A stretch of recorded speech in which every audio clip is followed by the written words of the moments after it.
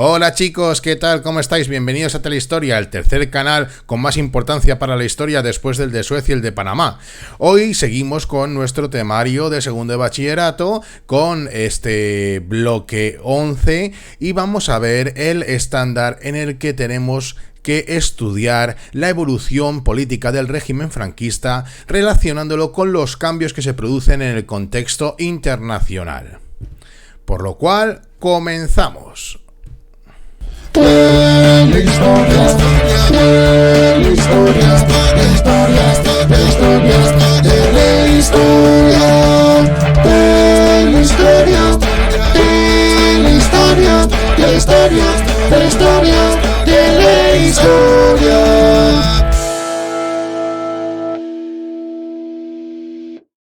Comenzamos con un primer periodo que iría desde el principio de la Guerra Civil hasta más o menos el final de la Segunda Guerra Mundial.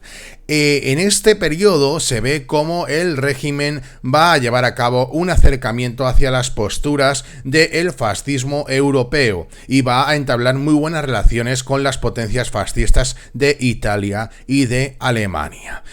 La Guerra Civil Española se desarrolla en un contexto internacional de grandes tensiones. No había guerra internacional, no había guerra en Europa, pero sí que había una paz tensa. Estamos en un momento en el cual las potencias totalitarias fascistas están llevando a cabo un proceso de expansionismo al cual se oponen las potencias democráticas europeas como Gran Bretaña o Francia y la URSS comunista, pero en este momento se ve a las potencias fascistas, sobre todo a la Alemania nazi, como imparable, y las potencias, sobre todo las potencias democráticas, no se van a querer meter en líos y no van a querer enfrentarse con Hitler, por lo cual en el momento en el que estalla la Guerra Civil Española y en el desarrollo de esta del 36 al 39 es un momento en el que Hitler está en su apogeo y los demás países europeos están temiendo que pueda estallar una guerra mundial y están intentando no tener problemas con él.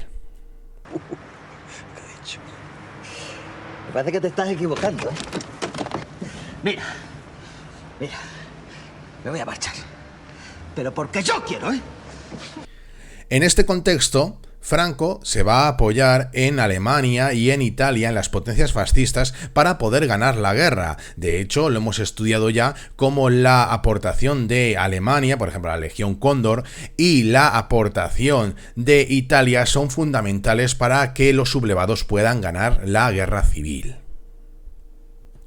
A la vez que entablan estas relaciones de amistad, también se van acercando a estos postulados de las potencias fascistas, ¿no? Y van a establecer en España un régimen inspirado claramente en las posturas totalitarias fascistas de Alemania y sobre todo de Italia. Tener en cuenta que en un principio este levantamiento no tenía una ideología clara, había ahí un batiburrillo en el que cada uno pensaba de una manera y lo único que querían todos era acabar con la Segunda República, pero no tenían claro qué querían hacer después. Entonces, gracias o debido a la coyuntura internacional, los sublevados se van a decidir por darle un tinte marcadamente totalitario fascista a este régimen que se va creando durante la Guerra Civil Española. Se suprimen las instituciones democráticas y la Constitución del 31. Se concentran todos los poderes en un jefe de Estado denominado caudillo, como se podría decir el Duce en Italia o el Führer en Alemania, que quiere decir lo mismo, es el conductor del pueblo, ¿vale? Un líder o conductor del pueblo.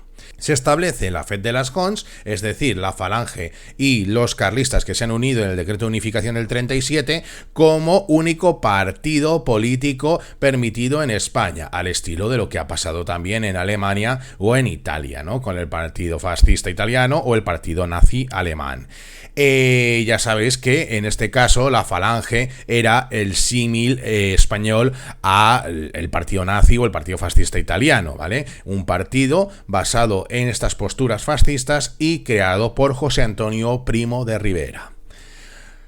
Por otra parte, para terminar, se adopta toda esta parafernalia fascista que hemos visto en las películas de nazis, todos estos cánticos, los saludos con el brazo en alto, los uniformes, los desfiles, etcétera, etcétera. Por lo cual, por todo ello, vemos cómo en España, en un principio, se está implantando un régimen clara y marcadamente fascista. Bien, baje usted a la tierra de una vez. A García Lorca le han sacado de su casa y le han pegado 2 tiros. Lo han dicho en la BBC. ¿En la BBC? Sí. Es que no se da cuenta de que esto no es una vuelta al orden. Que esto es fascismo. Igual que en Italia y en Alemania. Al poco de concluir la Guerra Civil Española, estalla la Segunda Guerra Mundial, pero en un principio los alemanes consiguen unas victorias tremendas y espectaculares, por lo cual, lejos de disuadir al régimen español, de evitar y de alejarse de esos postulados fascistas, lo que van a hacer es afirmarse aún más, porque piensan que están del lado vencedor y que esos amigos que han hecho son los amigos que van a vencer la Segunda Guerra Mundial. Por lo cual, hasta por lo menos 1942, vamos a ver cómo España sigue siendo uña y carne con Alemania y con Italia. Y estos postulados fascistas, así como la hegemonía de Falange en la política española, va a ser muy clara. No obstante, España no entra a la Segunda Guerra Mundial. Esto ha sido un punto de debate durante mucho tiempo. Se va a mantener primero neutral, luego no beligerante y luego otra vez neutral. ¿Por qué? Al principio, cuando empieza la guerra, somos neutrales. Luego, cuando vemos que va a ganar Alemania, pues nos hacemos no beligerantes, pero entramos de parte de las potencias del eje, pero sin entrar en la guerra.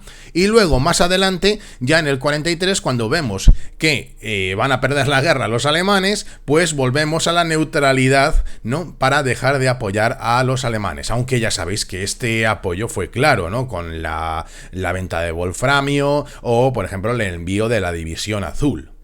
Antes de seguir, España ¿pudo entrar en la guerra? Pudo entrar en la guerra. De hecho, ahora parece, por lo que se está viendo, que Franco estaba loco por la música por entrar en la guerra. Sí que quería entrar en la Segunda Guerra Mundial, pero pedía tantas cosas, Gibraltar, Marruecos, no sé qué, que entonces dijeron los italianos y los alemanes, sobre todo, no nos merece la pena que entre España, que tiene un ejército anticuado, que están en una posguerra, o sea, vamos a tener que ayudarles más que lo que nos van a aportar a nosotros, y además luego lo que nos están pidiendo como contrapartida es tremendo. Por lo cual son los alemanes y los italianos los que no quieren que España entre en la Segunda Guerra Mundial. No como se dijo en España tradicionalmente, que Franco le había dicho a Hitler que no íbamos a entrar y que si quería obligarnos, que tenía un montón de soldados en la frontera, etcétera, etcétera. Todo esto es una leyenda y no se acerca a lo que es la realidad.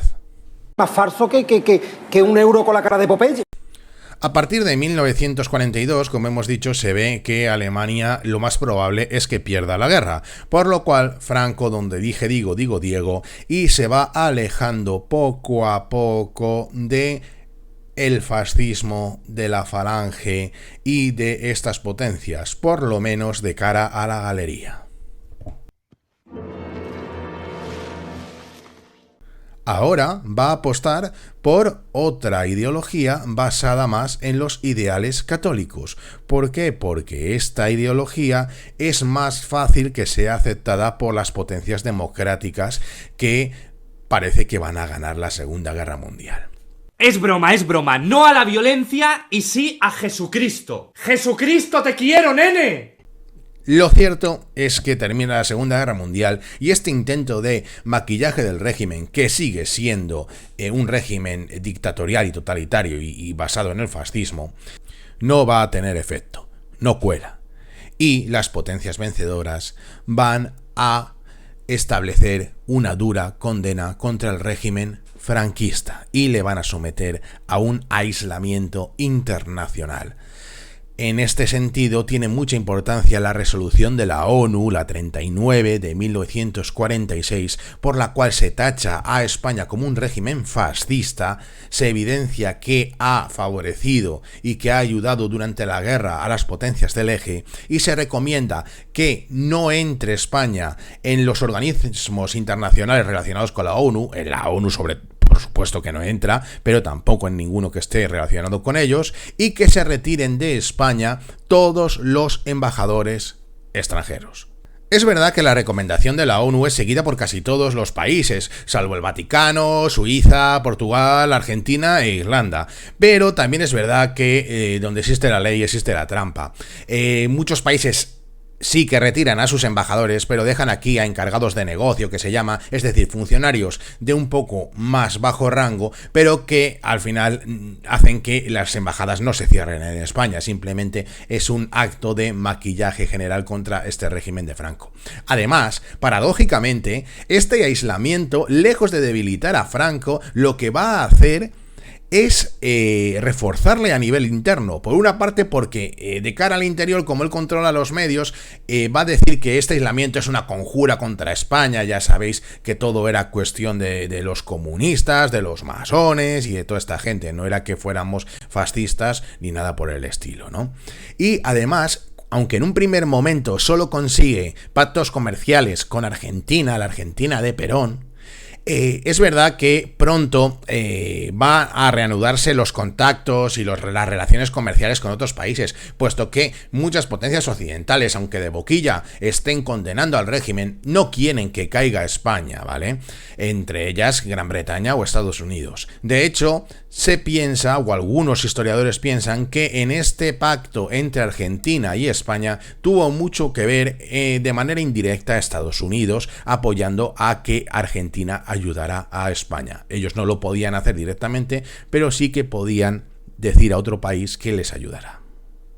Me da que aquí sois todos más falsos que un duro de madera. Como decíamos, lejos de fastidiar al régimen este aislamiento, fastidia a los españoles, pero al régimen no, porque sale reforzado. ¿Por qué sale reforzado de este aislamiento? Es algo absurdo, diréis, ¿no? Pues no, porque consigue que al final los demás den su brazo a torcer, le reconozcan internacionalmente sin moverse un ápice en su fundamentación institucional, ideológica, etc. Es decir, Franco consigue que, siguiendo siendo un dictador, siguiendo con una política antidemocrática, se le reconozca internacionalmente y se le acepten en organismos internacionales, lo cual es un éxito rotundo para él. ¿Por qué consigue esto? Pues porque la política internacional cambia y pasa de que haya una lucha entre las potencias fascistas y las potencias no fascistas a que haya una lucha entre Estados Unidos y la URSS por imponer sus doctrinas y sus políticas económicas en el mundo. Es la llamada Guerra Fría. Y España va a entrar del lado de Estados Unidos en esta Guerra Fría. ¿Por qué? Porque Estados Unidos no quiere ver estos tintes fascistas y sí que quiere ver este marcado anticomunismo de Franco. Esto, unido a la privilegiada situación geográfica de España y las necesidades geoestratégicas de Estados Unidos, hacen que Estados Unidos se olvide, como decimos, de todo lo demás y llegue a pactos con España e interceda ante los demás países para que España sea reconocida internacionalmente.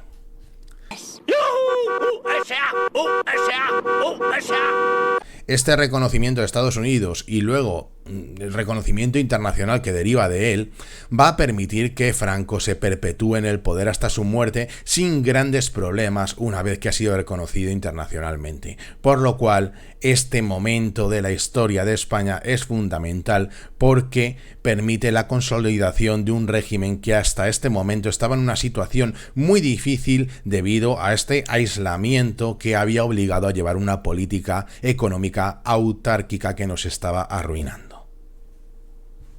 Como os digo, en el 50 la ONU cambia de parecer y pues revoca la resolución de bloqueo que había sobre España y vuelven los embajadores. ¿Ha hecho algo España? No mucho, pero vuelven los embajadores. En el 53 se firman los pactos de Madrid entre Estados Unidos y España, en la cual España deja que Estados Unidos ponga 4 bases militares en nuestro territorio a cambio de ayuda económica y sobre todo militar. Además, en este mismo año, en el 53, se firma un nuevo concordato con la Iglesia que demuestra la unión entre Franco, el régimen franquista y la Iglesia, que son uña y carne. Y en el 55, al fin, España es admitida en la ONU. Debe de ser que ya no es una potencia fascista, por lo cual ahora sí que se le admite. Esto es un éxito tremendo para el régimen franquista. Ha sido reconocido internacionalmente sin hacer concesiones. Esta apertura hacia el exterior y este reconocimiento internacional también va a tener unas grandes consecuencias económicas, que son que salimos de nuestra política autárquica e intervencionista y nos abrimos hacia el comercio exterior. Esto se lleva a cabo a partir de 1957, cuando se dan cuenta que con esta política autárquica no íbamos a ningún lado más que a la ruina. Y entonces se empieza a meter en el gobierno ministros técnicos, los llamados tecnócratas, que salen sobre todo del Opus Dei, y estos van a ir liberalizando la economía española y abriéndola a los mercados exteriores, ayudando o facilitando que entre tanto capital como importaciones de países extranjeros. El resultado, como os he dicho, es un crecimiento económico sin precedentes en los años 60. Podemos ver en esta gráfica cómo España en estos años crece más que Francia, que Italia o que Portugal, y que la renta per cápita prácticamente se dobla, ¿no? Por lo cual es un progreso tremendo para España, que deja de ser un país subdesarrollado en estos años. ¿Dónde se ve este progreso? Por una parte, en la industria, que ahora se puede beneficiar de que la llegada de materias primas baratas, sobre todo el petróleo, y además se puede beneficiar de inversiones extranjeras que quieren invertir aquí porque es un país barato, con sueldos bajos, etcétera, etcétera. Aunque no es admitida en la Comunidad Económica Europea, además, esta industria se puede beneficiar de un acuerdo preferencial que firma España con esta entidad, con la Comunidad Económica Europea, en 1970, por lo cual todo son ventajas donde antes todo eran inconvenientes. Por otra parte, esta apertura hacia el exterior hace que se produzca en España un auge del turismo. Llegan un montón de turistas extranjeros.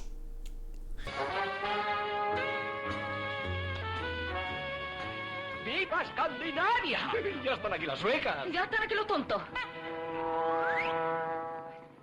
Este turismo va a ser promocionado masivamente por el gobierno, es su política oficial. De hecho, aquí arriba os traigo un cartel de las campañas que llevan a cabo, sobre todo el que lo lleva a cabo es Manuel Fraga, ¿vale? Con estos lemas tan conocidos de Spain is different, etcétera, ¿no? Como os digo, se va a promocionar desde el gobierno la llegada de turismo a España, porque es muy beneficioso, porque estos extranjeros traen a España muchos beneficios en forma de divisas. Por otra parte, igual que se aprovecha esta apertura para que venga gente, también se aprovecha para que los españoles salgan. No de turismo, estamos como para irnos de turismo. Para trabajar. Se produce una emigración muy grande durante estos años, sobre todo de la zona de las Castillas, de Andalucía, de Galicia, donde no hay tanta industria, pues van a salir hacia los países de Europa Occidental y Central, es decir, Francia, Bélgica, Suiza, Alemania, a trabajar allí, que allí necesitan mano de obra.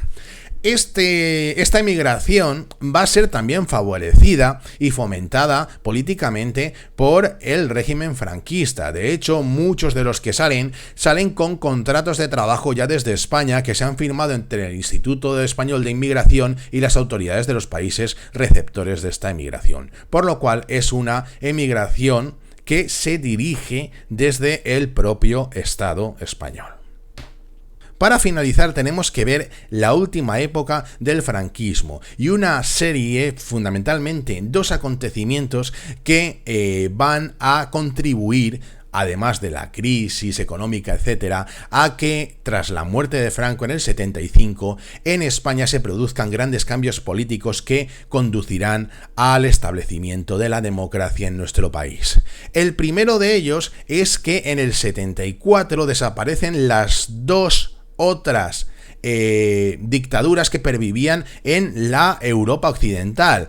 Cae en Portugal la dictadura con la Revolución de los Claveles y cae en Grecia la dictadura de los coroneles, por lo cual España queda como una isla en un mundo democrático.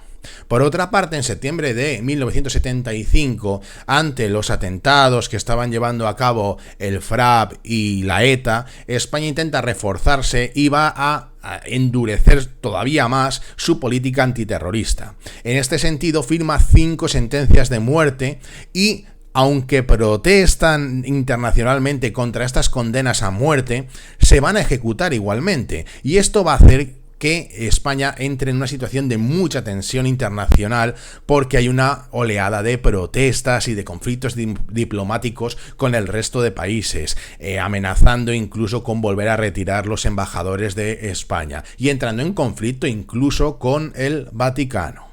Con esto terminamos porque ya en el 75 se moriría Franco, por lo cual no tenemos que seguir hablando, ¿vale? Espero que os haya ayudado y nos vemos en el próximo estándar. Adiós, chicos.